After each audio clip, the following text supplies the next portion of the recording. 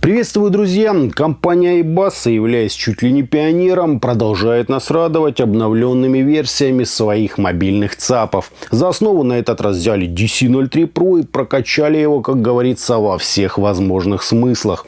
Так и появился герой нашего сегодняшнего обзора iBus DC04 Pro, где сердцем стали целых два чипа конвертера Cirrus Logic CS43131. За усилительную часть отвечает пара RT6863, а на выходе имеем обычный разъем 3,5 мм и балансный пентакон 4,4 мм. Причем по мощности он лишь чуть-чуть уступает флагманскому DC06. О нем сегодня и говорим. Собственно, поехали. Поставляется аппарат в прозрачном пластиковом боксе с перечнем технических характеристик, логотипом пройденной Hi-Res аудиосертификации и информацией о поддержке PCM до 32 бит 384 кГц и DSD до DSD 256.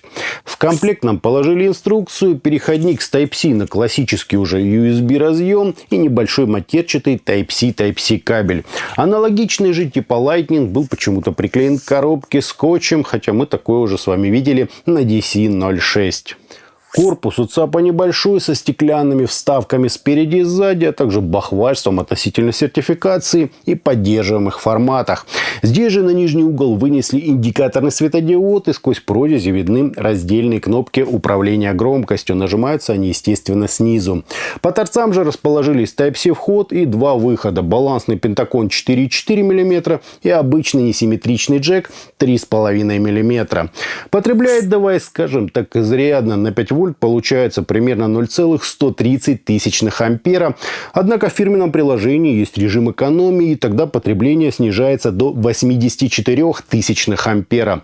Так что если вы используете ЦАП с компьютером, ноутбуком или другим устройством, работающим от сети, то усилительной части можно дать, так сказать, разгуляться. А если ток тянется с батареи смартфона, лучше делать это максимально бережно. Кроме того, в приложении можно отрегулировать громкость, скорректировать баланс, выбрать один из 5 цифровых фильтров, в том числе и знаменитый NOS, выставить уровень гейна и переключить режим работы USB. Не сказать, что функций много, но все нужное под рукой. При работе аппарат незначительно греется, никакого шума в паузах я здесь не услышал, ну и гарнитура привычно уже не поддерживается.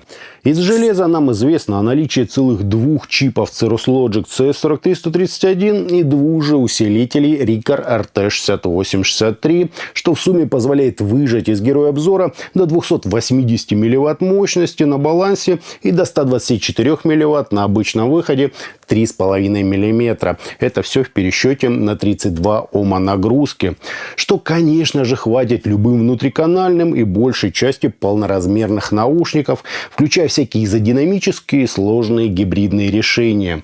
Естественно, это не рекорд, в DC06 было еще больше, но тоже весьма прилично. Да и по громкости больше 50% я ни разу не выкручивал. Драйверы на официальном сайте, естественно, присутствуют, но это еще доисторические 32-битные Bravo HD. Себе я такое не ставлю, хватает мне в ASAP. Но если обязательно нужен ASIO интерфейс или поддержка старых версий Windows, проверенное и полностью рабочее решение. Под Android и iOS ЦАП работает на всех приложениях и сервисах, включая высококачественный BitPerfect режим. Не забудьте только его активировать в настройках программного аудиоплеера. Измерения, как и всегда, я проводил в разрешении 24 бита 96 кГц с балансного и обычного выходов на АЦП и Wanda Cosmos. Результаты у них, конечно, немного отличаются, но то и логично в силу их особенностей. Где АЧХ в любом случае отличная, шумовая полка на минус 155 дБ, шикарный динамический диапазон и искажения ниже уровня минус 130 дБ, что просто великолепно.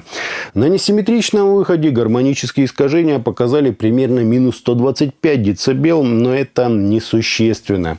Наибольшее же отличие, как и должно быть, оказалось во взаимопроникновении каналов. У несимметричных выходов оно заметно выше.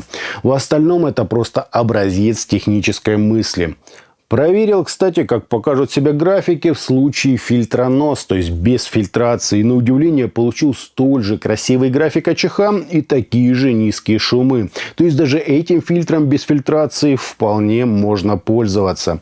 Ну и удивило, что полученные значения THD плюс N оказались заметно ниже заявленных. Нам обещали 13,18, а получилось 7,9%, что в целых 2 раза ниже.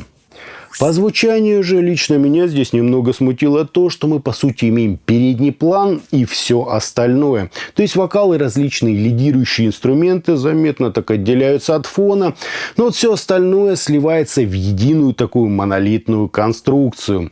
Да, подается это достаточно гармонично, но если сравнивать с чем-то подороже, сразу бросается в глаза. Ну и конечно, для подавляющего большинства стилей все это совершенно не важно. Да я и сам без референса далеко не везде бы подметил такой нюанс. Хотя на оркестровой и других академических записях это, как говорится, сложно пропустить. Между инструментами почти нет воздуха, да и так называемые эшелоны толком отсутствуют. Немного лучше стало при переходе на фильтр NOS, но кардинально вопрос не решила.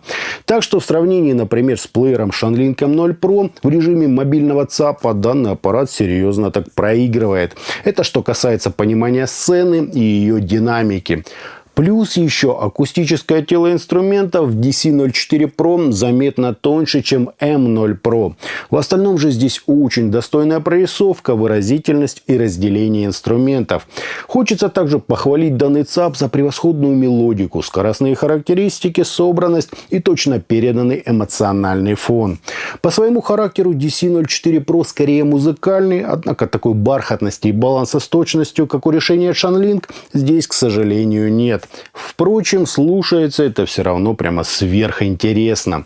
В прямом сравнении с DC-03 Pro четверка без сомнения показывает класс, но то как бы и логично, поскольку это линейка от одного производителя. В целом же у iBass реально получилось круто. Прекрасный по хлесткости и текстурам бас, правильно раскрытая средняя часть диапазона и естественные такие высокие частоты, без яркости и пересвета, как любят делать те же Colorfly или Duno. Музыкальное полотно строится достаточно цельное, все нюансы исполнения как на ладони, да и баланс частот выдержан прямо очень неплохо. Не высший пилотаж, конечно, но годится. В плане наушников герой обзора абсолютно универсален. Пробовал его с чисто динамическими решениями, гибридами, планарными и даже дорогими трибридными наушниками. Все звучало плюс-минус в одном ключе. То есть не давало никаких привилегий, но и не обнажало скрытых нюансов. А значит, DC-04 Pro можно слушать как на наушниках за 40 тысяч рублей, так и на наушниках за 3000 рублей. По стилистике я бы избегал только всего сложного академического и мультиинструментального, склоняясь больше к тяжелым и различным современным жанрам. Подача по частотам получается сбалансированная, с достаточной прорисовкой и мелодичностью, но по мне так чересчур цельная. Такой звук есть за что любить, но в то же время он заметно уступает дорогим стационарным решениям и новому поколению аудиоплееров от SHANLINK.